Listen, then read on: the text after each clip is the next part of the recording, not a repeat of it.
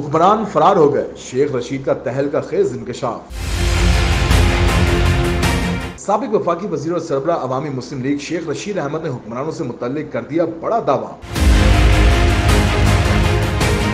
شیخ رشید کا کہنا ہے کہ الیکشن کا شیڈیول آ گیا ہے، قوم سپریم کورٹ کے ساتھ کھڑی ہے، ملک میں انتخابات کی تیاریاں ہو رہی ہیں، جبکہ حکمران انتخابات سے فرار چاہتے ہیں۔ سربراہ عوامی مسلم لیگ نے کہا کہ صرف 3 سیاسی جماعتوں نے اب تک کاغذات نامزدگی جمع کرائے ہیں، باقی جماعتوں کے پاس امیدوار بھی موجود نہیں۔ سابق وفاقی وزیر نے مسلم لیگ نون کی نائب صدر کو تنقید کا نشانہ بناتے ہوئے کہا کہ مریم نواز کی بے وقوفی سے عمران خان کی مقبولیت مزید بڑھ گئی۔ شیخ رشید نے مزید کہا کہ سپریم کورٹ آف پاکستان نے کہا ہے کہ انتخابات کراؤ، اگر ہمت ہے تو ججز کے خلاف ریفرنس لائیں۔ ججز کے خلاف ریفرنس کی خواہش صرف مریم نواز ہی کی ہے۔